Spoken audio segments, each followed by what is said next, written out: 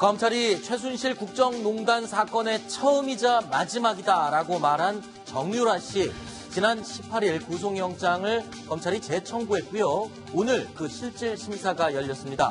정유라 씨의 모습 먼저 보고 이야기 이어가겠습니다. 어떤 부분 가장 중점적으로 말씀하셨나요? 아까 이제 법정에서 또 판사님께 말씀을 드리겠다고 하셨는데 좀 어떻게 말씀을 드렸는지 있는 그대로 솔직하게 말씀드렸어요. 도주 우려에 대해서는 좀 뭐라고 대답하셨나요? 도주할 우려 없다고 드렸어요. 그 말 세탁 부분에 대해서 계속 그 의혹이 제기되고 있는데 이 부분에 대해서 아시는 거 있으세요? 아니요. 네, 오늘 영장 실질 심사가 2시간 반 만에 끝났다라고 했는데 글쎄요, 일찍 끝난 건지도 궁금하고요. 자, 1차는 기각됐잖아요. 2차 재청구한 영장 어떤 혐의를 추가했고 어떤 부분에 중점을 두고 있는 겁니까, 검찰이? 네. 오늘 오전 10시 반에 시작해서요. 네. 오후 1시 조금 전에 끝났습니다. 네. 한 2시간 반 정도 걸린 건데요. 이게 이번 국정농단 사건에서 영장 실질 심사가 뭐 엄청나게 오래 걸렸지 않습니까? 네. 자정에도 끝나고 밤에도 끝나고. 그런데 사실은 2시간 반도 짧게 한 게 아니라 되게 길게 한 겁니다. 아, 그래요? 5분, 10분 만에 끝내는 경우도 충분히 있거든요. 네. 그리고 이번에 영장을 다시 두 번째로 청구했는데요.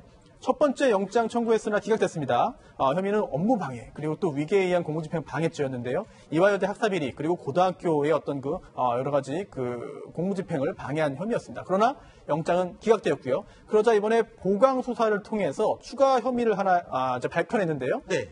범죄 수익 은닉의 규제 및 처벌 등에 관한 법률 위반이다라고 한 것입니다.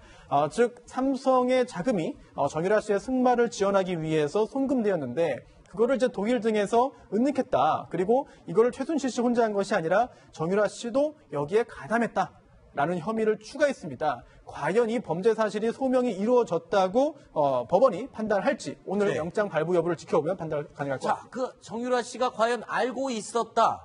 그러니까 삼성의 혜택을 자기가 받은 걸 알고 있었다라는 증거가 지금 이 부분입니다. 말 세탁이라고 지금 언론에 보고되고 있는데 말을 씻는 게 아니라 말을 지금 세탁했다. 그러니까 말의 신분을 바꿔치기 했다. 그 말인 거죠? 설명을 해 주시죠. 예, 뭐 돈 세탁처럼 이제 말을 세탁했다 이런 뜻인데요. 이제 2015년과 16년에 이제 삼성이 이제 비타나 V를 비롯해서 이제 말 3마리를 이 3마리요? 예, 최순실에게 이제 지원을 해줬습니다. 네. 그런데 이제 그 비타나 V와 같이 이제 유명한 말은 이제 언론에 노출이 되고 나니까 네. 최순실 씨가 이런 비타나 V와 살시도를 블라디미르나 이제 스타샤로 교환을 했다라는 건데요. 다른 말로 바꿨군요. 네, 그렇습니다. 다른 말로 이제 바꿨는데 실제로 이제 이 마장마술용 말이고 정유라 씨가 실제로 탔던 이 말인데 이 말을 말이 세탁되는 과정에서 정유라가 알지 못했다라는 것은 말이 되지 않는다라는 그렇죠. 이제 검찰이 해당 증거를 입수를 하고 집중 추궁을 하고 이거를 이제 법정에서 지금 정황을 제시를 한 거거든요. 그렇죠. 그러니까 지금 이 말은 삼성에서 지원한 이 고급 아주 비싼 말들 3마리 이 타는 사람이 사실 정유라 씨 아닙니까? 네, 그렇습니다. 그런데 그 말을 다른 말로 바꿨는데 그 내용 자체도 자기가 몰랐다. 그리고 바꾸는 이유도 몰랐다. 뭔가 상식적으로 이해가 안 되는 부분일 수밖에 없을 것 같은데 이런 부분들로 삼성의 혜택을 받은 사람이 정유라다. 정유라도 이미 그걸 알고 있다. 범죄를 알고 있었다. 이 근거를 검찰이 삼는 거죠, 손소 변호사님.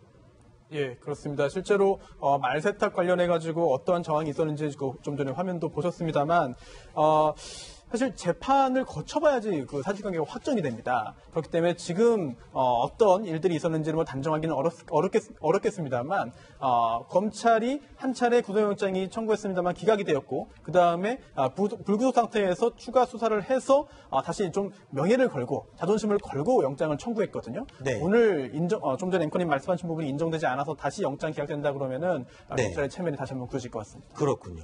자, 그리고 이런 와중에 정유라 씨가 제3국으로 도피를 준비를 했다. 이런 의혹이 또 제기됐어요. 어디로 도피를 하려고 그랬던 겁니까? 네, 일단 지중해에 있는 몰타라는 국가인데요. 네. 올해 초에 덴마크에서 정유라 씨가 구금돼 있었죠. 그런데 네. 최순실 씨의 집사로 알려진 데이비드 윤을 통해서 몰타의 시민권을 취득하려고 했다는 정황이 드러났습니다. 비용에 상관없이 준비해달라 이런 얘기를 한 것으로 알려져 있는데요.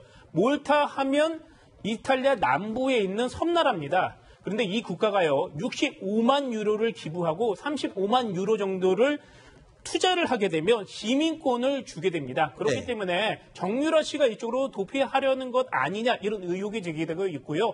몰타는요, 유럽의 생겐 조약에 가입되어 있습니다. 그래서 몰타로 들어가면 유럽에 있는 26개 국가를 별다른 통관 절차 없이 갈 수가 있습니다. 그렇군요. 자, 뭐 그런데 이 부분에 대해서 정유라 씨의 변론을 맡고 있는 이경재 변호사가 지금 강하게 반발을 했죠. 네, 이경재 변호사는 전형적으로 이제 정유라 씨의 몰타 국적 취득 시도가 네. 가짜 뉴스다. 영장 재청구 시점에 다시 나오는 것, 이것 그 자체만으로도 충분하지 않냐 이렇게 네. 반론을 제기를 했고요. 이제 국적 불혹화가 이제 정유라 씨에게 제안을 했을 뿐 정유라는 이를 거절했다라고 얘기를 했습니다. 네. 자, 이런 가운데 오늘 박근혜 전 대통령의 재판도 열렸습니다. 그런데 여기서 방청객이 퇴장당하는 일이 있었다고요? 어떤 이유였습니까? 네, 이제 오늘 열렸던 이제 박 전 대통령의 재판에서 이제 한 중년 남성이 그 대통령이 이제 들어오자 대통령께 경례를 하면서 이제 큰 소리를 외쳤습니다. 그러자 이제 재판부가 그 해당 남성을 소리친 분을 일어나시라라고 이제 얘기를 하고 이름을 물었습니다. 그래서 이 남성이 이름을 밝히면서 대통령께 예의를 올리고 싶다라고 말을 하니까 재판부는 즉각 퇴정 조치를 하고 질서 유지를 위해서도 향후에도 법정에 들어오지 말라라고 금지 조치를 내렸습니다. 네. 그러니까 이 남성은 이제 대한민국 만세 이런 말을 하고 다시 소리를 지르면서 퇴장이 됐습니다. 네. 자, 그런데요. 저희 뉴스탑10의 고정 패널인 손수호 변호사가 지난주 금요일 날요. 이 5대1의 경쟁률을 뚫고 실제로 박근혜 전 대통령의 재판에 참석을 해서 방청을 하고 오셨어요. 그렇죠? 제가 참 직접 뭐 변호인으로 간 게 아니라 방청한 거는 그쵸. 정말 오래간만인 것 같은데요. 네. 그때도 이런 네. 방청객의 어떤 대통령의 경례 뭐 이런 말을 외치거나 하는 방청객이 그 당시에도 있었나요? 금요일에도? 아, 그때는 없었습니다. 아, 그래요? 없었는데 언론 보도를 통해서 그 박근혜 전 대통령이 입장할 때 많은 방청객들이 일어나서 네.